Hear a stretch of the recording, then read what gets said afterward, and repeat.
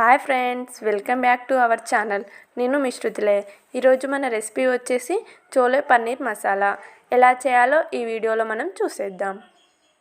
శనగలలో high protein ఉంటుంది కదా, ఇది పిల్లల నుండి పెద్దవాళ్ళందరికీ చాలా హెల్దీ రెసిపీ. ఈరోజు నేను చూపించే ఈ రెసిపీ పూరీలోకి, రైస్లోకి చాలా బాగుంటుంది. ఈ చోలే పన్నీర్ మసాలా రెసిపీని ఇంట్లో చాలా ఈజీగా ప్రిపేర్ చేయొచ్చు. సో మీరు కూడా ఇంట్లో ఒకసారి ట్రై చేయండి. ఎలా ఉందో కామెంట్ సెక్షన్లో కామెంట్ పెట్టండి.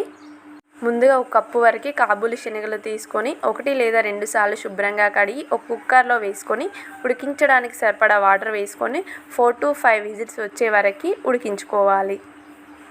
కుక్కర్ విజిల్స్ వచ్చాక స్టవ్ ఆఫ్ చేసి పక్కన పెట్టుకొని ఆవిరంతా పోయాక మూత తీసి చూడండి, బాగా ఉడికాయి. ఇప్పుడు పక్కన పెట్టుకోండి.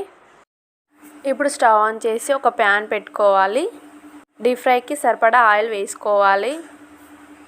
ఆయిల్ కొద్దిగా వేడెక్కాక మనం ముందుగా కట్ చేసి పెట్టుకున్న పన్నీర్ పీసెస్ వేసుకొని ఫ్రై చేసుకోవాలి. ఈ పన్నీర్ కర్రీని కాబూలి శనగలతో చేసుకుంటే టేస్ట్ అయితే అదిరిపోతుంది. ఈ పన్నీర్ కర్రీ చాలా హెల్తీ రెసిపీ. ఇక్కడ నేను 250 గ్రామ్స్ వరకు పన్నీర్ తీసుకున్నాను. మీరు కావాలంటే ఎక్కువ కూడా తీసుకోవచ్చు.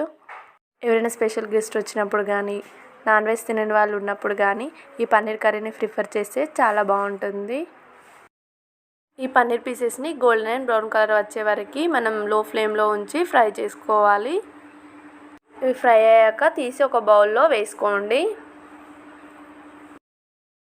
పన్నీర్ మసాలా కర్రీ కోసం 4 టమాటాలు, 2 మీడియం సైజ్ ఆనియన్స్ కట్ చేసి పెట్టుకోవాలి. ఇప్పుడు ఒక మిక్సీ జార్ తీసుకొని ఆనియన్స్, టమాటో పీసెస్ వేసి మెత్తని పేస్ట్లా మిక్సీ పట్టుకోవాలి. ఇక్కడ పచ్చిమిర్చి వేసి పేస్ట్లా చేసుకోవచ్చు, కానీ నేను ఇక్కడ పోపులో వేసుకుంటున్నాను. ఇప్పుడు పేస్ట్ రెడీ అయిపోయింది, తీసి పక్కన పెట్టుకోండి. మనం కర్రీ గ్రేవీగా ఉండడం కోసం ఇలా టమాటో ఆనియన్ని పేస్ట్లా చేసి వేసుకుంటున్నాము. ఇప్పుడు స్టవ్ ఆన్ చేసి ఒక ప్యాన్ పెట్టుకోండి. ఇప్పుడు 3 టేబుల్ స్పూన్స్ వరకు ఆయిల్ వేసుకోండి. ఆయిల్ కొద్దిగా వేడెక్కాక 1/2 టేబుల్ స్పూన్ వరకు జీలకర్ర, 1/2 టేబుల్ స్పూన్ వరకు ఆవాలు వేసుకోవాలి. ఇప్పుడు ఇందులో ఒక 4 వరకు పచ్చిమిర్చి కట్ చేసి వేసుకోండి. ఈ పచ్చిమిర్చిని ఇలా కాకుండా పేస్ట్లా చేసి కూడా వేసుకోవచ్చు. మిర్చి బాగా ఫ్రై అయ్యాక ఇందులో ఒక టేబుల్ స్పూన్ వరకు అల్లం పేస్ట్ వేసుకోండి. ఇప్పుడు పచ్చివాసన పోయే వరకు కొద్దిగా ఫ్రై చేసుకోండి. ఇప్పుడు ఇందులో రుచికి సరిపడా ఉప్పు వేసుకోవాలి. అన్నీ బాగా ఫ్రై అయ్యాక మనం ముందుగా మిక్సీ పట్టి పెట్టుకున్న టమాటో ఆనియన్ పేస్ట్ని వేసుకోవాలి. ఈ టమాటో ఆనియన్ పేస్ట్ని మనం పచ్చివాసన పోయే వరకు బాగా ఫ్రై చేసుకోవాలి. ఈ పేస్ట్ నుండి ఆయిల్ సపరేట్ అయ్యే వరకు ఫ్రై చేసుకోవాలి. ఇప్పుడు ఇందులో ఒక టేబుల్ స్పూన్ వరకు పసుపు వేసుకొని కలుపుకోండి. ఇప్పుడు బాగా ఫ్రై అయ్యాక ఒక కప్పు వరకు వాటర్ యాడ్ చేసుకోండి. ఇప్పుడు బాగా కలుపుకొని ఒక 5 నిమిషాల వరకు మరిగించుకోండి. ఇప్పుడు ఇందులో 2 టేబుల్ స్పూన్స్ వరకు కారం, 1/2 టేబుల్ స్పూన్ వరకు పన్నీర్ మసాలా, 1 టేబుల్ స్పూన్ వరకు ధనియా పౌడర్ వేసుకోండి. పన్నీర్ మసాలా లేకపోతే గరం మసాలా వేసి బాగా కలుపుకోండి.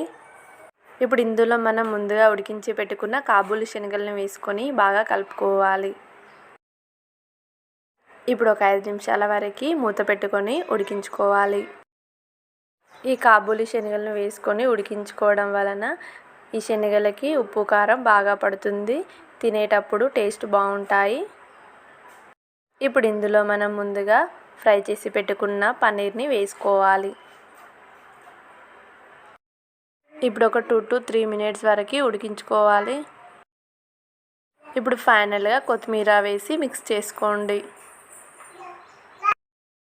ఎంతో టేస్టీగా ఉండే చోలే పన్నీర్ మసాలా కర్రీ రెడీ అయింది. ఎప్పుడు నాన్ వెజ్ రెసిపీస్ కాకుండా ఇలా ఇంట్లో ఉన్న వాటితోనే చాలా ఈజీగా ఈ చోలే పన్నీర్ మసాలా కర్రీని తయారు చేసుకోవచ్చు. ఇప్పుడు సర్వింగ్ బౌల్లోకి తీసుకొని సర్వ్ చేసుకుంటే టేస్ట్ అయితే అదిరిపోతుంది. నేను చేసే వీడియోస్ మిస్ కాకుండా చూడాలంటే నా ఛానల్ని సబ్స్క్రైబ్ చేసుకోండి.